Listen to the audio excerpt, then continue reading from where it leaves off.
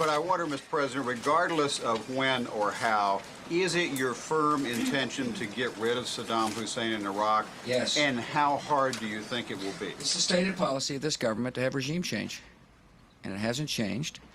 And we'll use all tools at our disposal to do so. Specifically aluminum tubes. There's a story in the New York Times this morning. Reporting just this morning that he is still trying to acquire, for example, some of the specialized aluminum tubing one needs to develop centrifuges that would give you an enrichment capability. For the sake of our future freedoms and for the sake of world peace, if the United Nations can't act, and if Saddam Hussein won't act, the United States will lead a coalition of nations to disarm Saddam Hussein.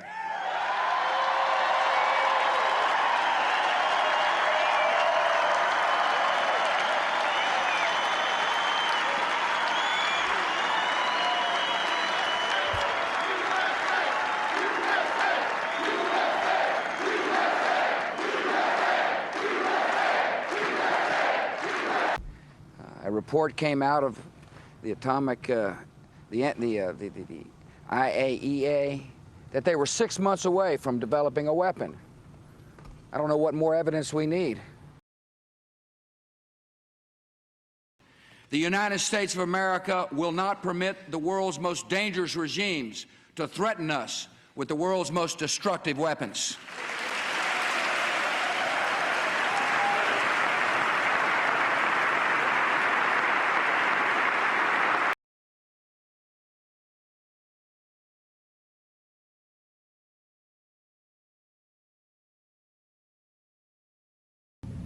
On my orders, coalition forces have begun striking selected targets of military importance to undermine Saddam Hussein's ability to wage war.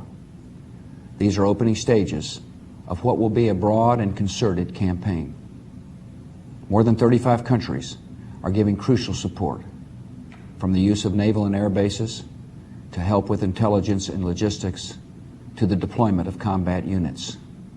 Every nation in this coalition has chosen to bear the duty and share the honor of serving in our common defense. We come to Iraq with respect for its citizens, for their great civilization, and for the religious faiths they practice. We have no ambition in Iraq except to remove a threat and restore control of that country to its own people. Our nation enters this conflict reluctantly, yet our purpose is sure. The people of the United States and our friends and allies will not live at the mercy of an outlaw regime that threatens the peace with weapons of mass murder. Iraq continues to flaunt its hostility toward America and to support terror. The Iraqi regime has plotted to develop anthrax and nerve gas and nuclear weapons for over a decade. This is a regime that has already used poison gas to murder thousands of its own citizens, leaving the bodies of mothers huddled over their dead children. States like these and their terrorist allies constitute an axis of evil, arming to threaten the peace of the world. By seeking weapons of mass destruction, these regimes pose a grave and growing danger. They could provide these arms to terrorists, giving them the means to match their hatred. They could attack our allies or attempt to blackmail the United States. In any of these cases, the price of indifference would be catastrophic. We'll be deliberate, yet time is not on our side. I will not wait on events while dangers gather. I will not stand by as peril draws closer and closer. The United States of America will not permit the world's most dangerous regimes to threaten us with the world's most destructive weapons.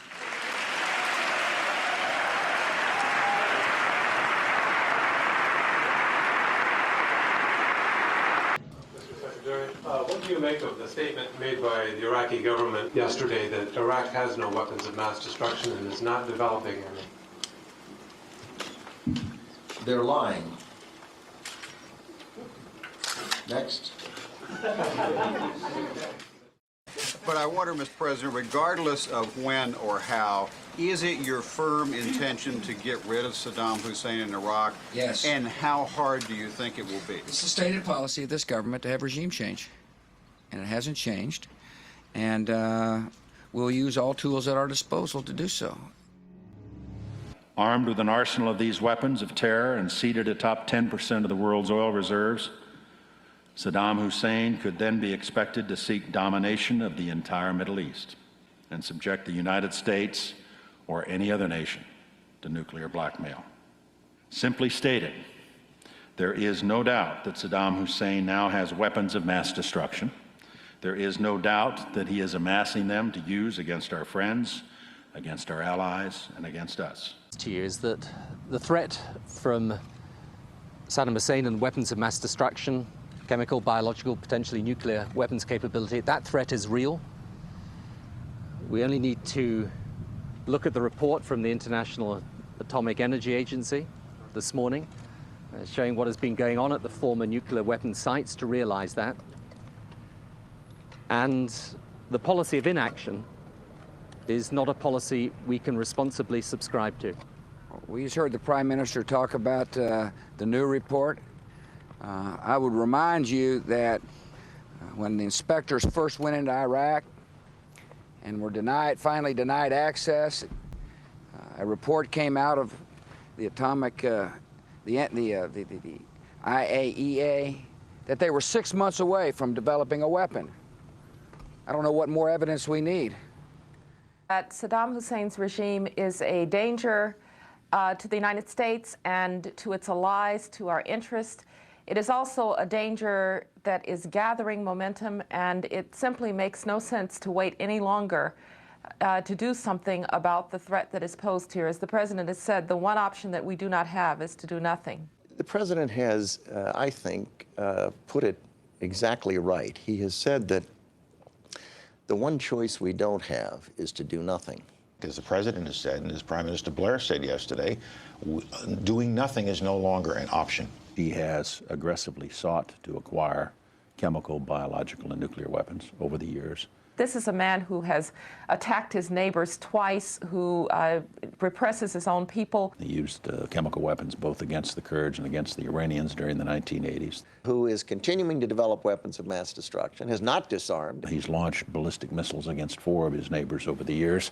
Who's tried to assassinate a former American president, who pays $25,000 to Hamas bombers, by the way, some of whom blew up Hebrew University, and with it 5 Americans. Before the Gulf War, back in 1990, we had reason to believe then that he had established a program to try to produce a nuclear weapon. We went in and were able to find out that they were within 6 months to a year of having a nuclear weapon. Specifically aluminum tubes. There's a story in the New York Times this morning. Reporting just this morning that he is still trying to acquire, for example, some of the specialized aluminum tubing one needs to develop centrifuges that would give you an enrichment capability. Scott Ritter, a former United Nations weapons inspector, today addressed the Iraqi National Assembly and basically made the point that there are no problems as far as Iraq is concerned. Listen specifically to what he said. The rhetoric of fear that is disseminated by my government and others has not to date been backed up by hard facts that substantiate any allegations that Iraq is today in possession of weapons of mass destruction or has links to terror groups responsible for attacking the United States. We have facts, not speculation. Scott is certainly entitled to his opinion, but I'm afraid that I would not place the security of my nation and the security of our friends in the region on that kind of an assertion by somebody who's not in the intelligence chain any longer. For the sake of our future freedoms and for the sake of world peace, if the United Nations can't act, and if Saddam Hussein won't act, the United States will lead a coalition of nations to disarm Saddam Hussein.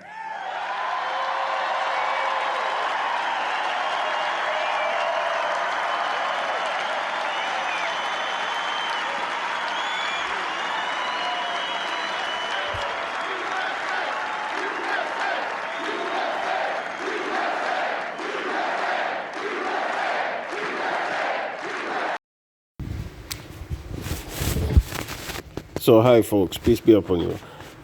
So I'm making this video to remind people of some of the propaganda that was used in the Iraq war, because a lot of people seem to forget, you know. So I just want to address a few things. Joe Biden, in pulling out of the troops from Afghanistan, made clear that now they've neutralized the possibility of a terrorist group launching an attack on America or its allies from Afghanistan. So he's telling you clearly that all they cared about was whether their homeland could be hurt, could be harmed by these terrorist groups. So they don't care about you. Every now and then you hear them talking about interests. It's not in our interest to do such and such, because that's what they care about. But a lot of people seem to forget this is the new Roman Empire. The Roman Empire did it all the time. They only cared about making a name for themselves, expanding the empire, right? And having these generals have their names written in the books of history, making a name for themselves. So they would dishonor any agreement, just like the United States makes agreements and dishonors them. Nowadays, they hide this by changing regimes. So you would have Donald Trump come and pull out of the Paris Climate Accord, pull out of the Iran nuclear deal. But no, they're just changing the faces of the people, but it's the same script, and these are the same people, right? So Rome did it before. They would not honor the agreement, just like the United States did with the Native Americans. How many pacts did they make and did not honor? All over the world, the colonizers were doing these types of things. So it has not changed. And this is the technique of disbelievers. They don't believe they should honor any pacts. I mean, what's the consequence if you don't believe in giving accounts in the hereafter?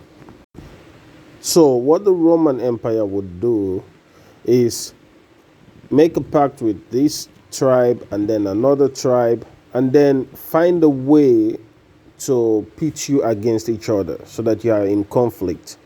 And then they would sponsor both sides. So in fact, just like the bankers or the rich people do, they sponsor both wars, both sides of a war, and then they could make money from it. In fact, one could say they create these, it's like somebody who comes to a community and then he sells you security, right? But in fact, he creates the insecurity so that his security is needed.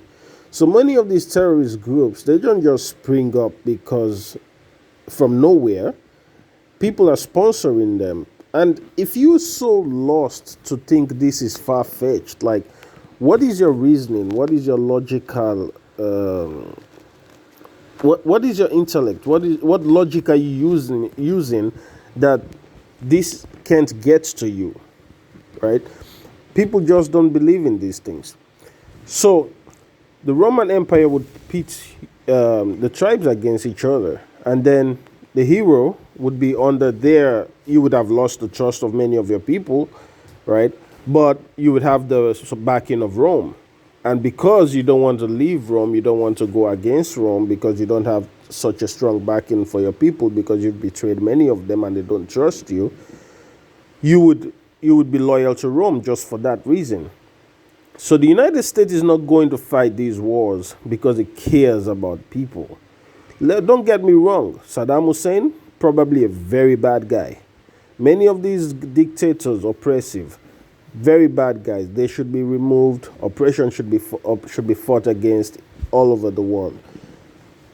But they're not fighting oppressors. Otherwise, they will be fighting wars in many countries. In fact, they themselves are the oppressors. They only go to strategic places where they could get benefits from. Because let's face it, we ourselves are not good people. Because if the United States, let's say, for example, ideally, it's an ideal nation that goes by ideals and they believe in freedom, they believe in fighting oppression, they'll be fighting so many wars that the United States will be broke. And what will happen when the United States is broke? Its people would not support those wars, even if they're wars for the good of mankind. So we ourselves are not good people. We wouldn't sacrifice ourselves for others.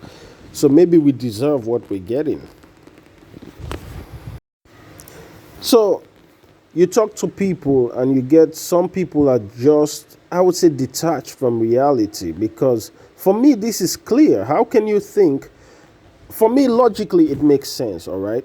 I always say to people, is there a part of the world you could go that you wouldn't find Coca-Cola? Probably no. So are you telling me that Coca-Cola is more hardworking than Satan is? Did Satan go on a vacation? So no, Satan is working really hard. And for me, I think about it this way. If I'm thinking about it, probably Satan has thought about it. Because I talk about how when we fell, Satan asked for reprieve, right? He didn't fall straight away. And I guess his fall would come on the time when we are resurrected from dead. And I'm not talking about the resurrection of the body. I'm talking about when we're given life once again because we ate from the tree and we're dead. That's another conversation. So for me, it makes sense that Satan has a high IQ and a higher spiritual understanding of events and a higher understanding of how commands are interpreted in the heavens. That said, Satan is, if I'm thinking about it, probably Satan is thinking about it. So when I tell people that I believe that there are devils of the gene kind, some you would call aliens nowadays, right, that are walking amongst us, posing as humans, people find this far-fetched. For me, it just makes sense. What do intelligence agencies do? They plant people within bodies they want to infiltrate, get to gain their trust and all that. So why do you think Satan wouldn't do that? I mean, what is your reasoning? And now, if you're looking at people who don't believe in God, who are just making decisions, making calculations based on what you would say logical calculations, what do they need 8 billion people in the world for? It doesn't make sense. They don't need that number of people. Most of what people do, machines can do better. And most of what... So the people are useless, technically, if you're making a calculated judgment. So why do you think these people... And people, it's like they don't learn from history. You read from the Bible, you say you believe in it. You read from texts, you say you believe in these religious texts, but really you don't, because we've known that in the past the disbelievers and the leaders, they've sacrificed their people for power, they've believed in gods from the sky, and some of the leaders used to say they are like children of the gods, right? So what makes you think Satan is not still trying to be worshipped amongst the people in one way or another, reinventing himself so that even if you don't build temples nowadays, you still wear clothes with their logo, right? You still have their leaders who lead you towards evil and you follow them. You have their celebrities. So there are many ways he could reinvent himself. So when I get debates with people and I tell them why I'm against taking poison, right? Because YouTube censors a lot, so you know what I'm talking about. People are like, what do they have to gain from killing a bunch of people? Well, what do they have to gain from leaving all the people to eat and feed from the earth when these greedy people who've always stolen from the people, who've always betrayed the people's trust, who've always accumulated wealth for themselves whilst others are left destitute, right? These same people who did that, you're still asking me what would be their motive for wanting the earth and all its resources all to themselves when they don't need all the people to work anymore because machines can do the work? Come on, really? So for me, that question, if you're asking such a question, it's like maybe you don't even know what has been happening in the world. You're not even aware of the history of the world. You're just a blind follower, like a sheep, like just following what everybody else follows, following what the propaganda and the brainwashing is. I could say a lot more on this topic and other topics that could relate to it, but I think you get the idea. And, whether it's my channels or my pages on social media or other channels, if you really want to, open yourself up to other ideas and maybe weigh the truth, consider the arguments and weigh the arguments, then you can do it, So I don't need to put a lot of arguments into this particular video. I think I've made my point, hopefully. All right, take care of yourself, folks.